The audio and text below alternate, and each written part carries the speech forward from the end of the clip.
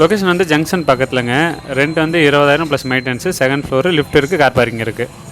Apartment type வீடு. கிழக்கு வாசல், செகண்ட் ஃப்ளோரு.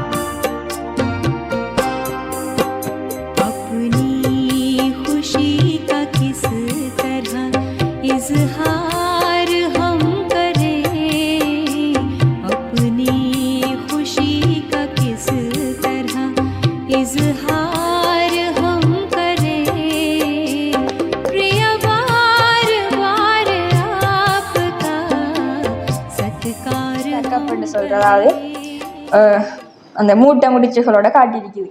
எப்பயுமே வந்து நம்ம தயாரா இருக்கணும்ன்றதுக்காகத்தான் இது. எதுக்கு தயாரா இருக்கணும்? அதுக்கு ஒரு கதை. ஸ்தாரத்திலிருந்து விடுபடும் சக்தி. விஸ்தாரத்திலிருந்து விடுபடும் சக்தி. அதாவது எப்பயும் நம்ம தயாராகும் சக்தின்னு சொல்ற இது. ஒரு கதை ஒன்று சொல்றேன். இப்ப ஒரு ஊர்ல வந்து ஒரு உலோபி சரியான ஒருத்தருக்கு ஒன்றும் கொடுக்க மாட்டாரு. அந்த மாதிரி ஏடிக்கு அவர்கிட்ட அவர் இப்படி கஞ்சத்தனமா உலோபித்தனமா இருந்தாராம். அப்ப ஊர் மக்கள் எல்லாம் போய் ஊர் தலைவர்கிட்ட வந்து முறையிட்டிருக்கிறாங்க. அப்ப இவர் இப்படி இருக்காருண்டு.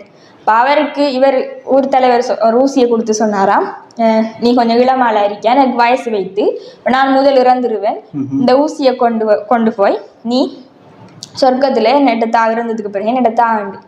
அப்ப அவர் சிரிச்சுட்டு சொன்னாராம், இந்த இறந்ததுக்கு பிறகு நான் எப்படி இந்த ஊசியை கொண்டு வந்து தாரண்டு.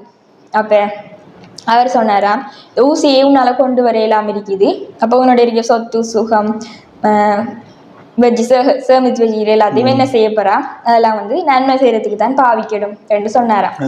அப்ப நம்மளும் வந்து பௌதிகமா என்னென்ன வச்சிருக்கிறோம்ன்றது இல்லை, இறந்ததுக்கு பிறகு அதை கொண்டு போக இயலாது.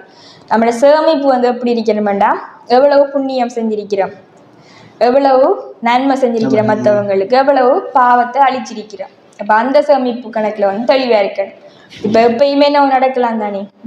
இப்ப ரெண்டு உடல்ல இருந்து இந்த ஆத்மா போக போகுதுன்னு சொன்னா அடுத்த பிறப்பு எடுக்கக்குள்ள எவ்வளவு புண்ணிய கணக்கு நான் சேர்த்திருக்கிறேன். அதன்படிதான் அடுத்த பிறப்பும் வந்து தீர்மானிக்கப்படும்.